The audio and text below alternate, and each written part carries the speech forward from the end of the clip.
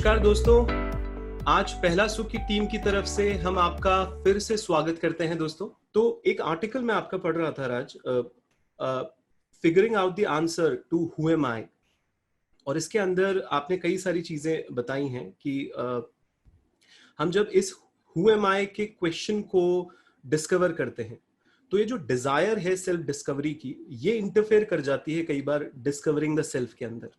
तो इस पे अगर आप थोड़ा सा हमें बताएं, और साथ के साथ कि जब भी हम ये जो आय का, ये जो एक रिफ्लेक्शन है आय का, ये कभी कभार कॉम्प्लिकेट करता है हमारे माइंड को कॉन्सीव करने के अंदर। इस पे अगर आप थोड़ा रिफ्लेक्ट करें राज। हाँ, so this idea of who am I is a very, very important question for human beings. Of course, you know, we have philosophies around this question. We have religions around this question. We have great people like Aristotle, Buddha, seeking the answer to this question. And everybody at some point is very interested in understanding who am I. And on the surface level, who am I? You could answer, I'm Adi Gurudas, you know, I do X, Y, and Z. Here's where I work. Here's where I live. And I have this family, etc. But if you want to go deeper, you can talk about your attitudes, you can talk about your interests, you can talk about your personality, etc. But even those, at some level, are not the authentic answer to who am I? Okay, who are you? Because there is a deeper layer even. Okay, and what happens is when you try and ask this question, who am I?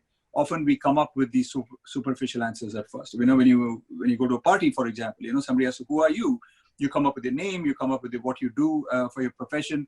Those are what are called your identities, okay? And those are things that are not necessarily what define who you are at a deeper level. They are labels that are given to you by society, and you may not even have chosen those labels. You didn't choose your name, for example, okay? You may not even have too much control over what kind of a job you have. Your parents might have pushed you into it, or those might be the only jobs available, and you just took something to pay the bills, etc. So there is this potential for going deeper into this question of who am I, and answer that question. And the big point I'm trying to make in that article is that if you try and answer that question through your mind, you may actually end up in the wrong place, because your mind plays a few tricks on you. So if you ask yourself, who am I? Okay, some days back, somebody told me that I'm a very kind person. I'm a very smart person. Am I a kind person? Am I a smart person? Okay, if you ask that question, then you'll probably conclude, yeah, you know what? I can think of all the times in which I was kind. I can think of all the times in which I was smart. So I must be kind and smart. Okay, so the answer is I'm kind and smart person. Okay, but if somebody, you know, had a couple of weeks asked you, or your wife reminded you that you're actually a mean person, okay, you're a self-centered person, you're a selfish person.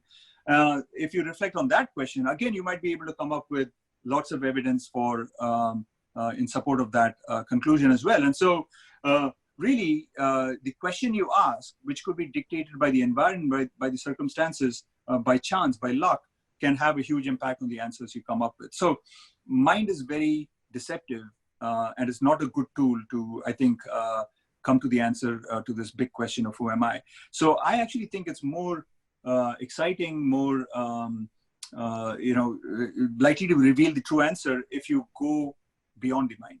What do I mean by beyond the mind? What I mean is that when you, you know, think about it, right?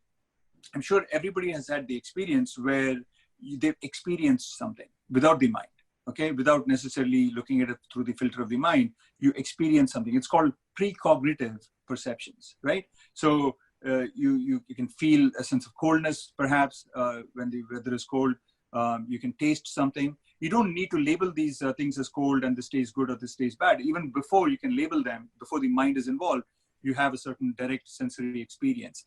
And I think that a direct sensory experience of who am I is a better route, a better avenue for coming at the answer to this question. And this is, of course, leading us into the fields of mindfulness and meditation and all that. And if you look at most religions, they have some kind of a practice that has to do with going beyond the mind. And I think the reason why they have this practice is because they have discovered that inquiring through the mind is the most tough thing to do. Okay, it's much better to go beyond the mind. And so if you kind of quieten your mind and tune into all the sensations that are going on in your body, I've experienced a little bit of this myself, but you can experience this idea of going beyond the ego, going beyond the separation of yourself from the universe and you merge with what is around you, you discover that you are part and parcel of the universe. And that, I think, reveals in a way that cannot be really captured fully in words, but as an experience, it reveals to you who you are. You are part of the universe. You're a part of the whole.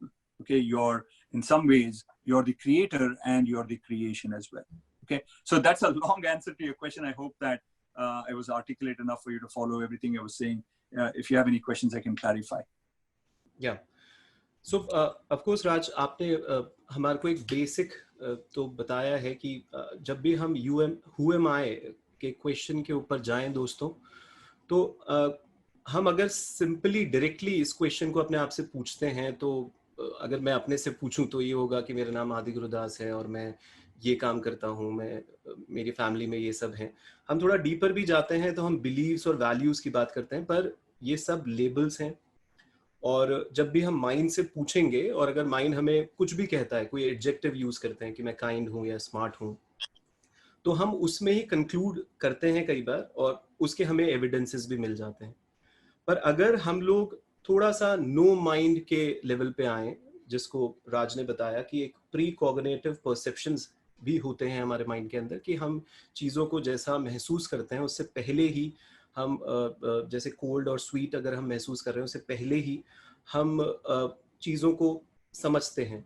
यानी when we go beyond the mind, यानी जब ego को shade करके हम कुछ चीज़ों को देखते हैं. और कई सारे रिलीजन में जैसे माइंडफुलनेस है, इन सब के अंदर इस चीज़ का उत्तर आपको मिल सकता है. पर जो एक कंक्लूडिंग बात है वो ये है कि आप इसको अपने माइंड से ना पूछ के इसको बियॉन्ड माइंड तक लेके जाएं. Is that so, Raj? Yeah, that's good. That's a good summary of it.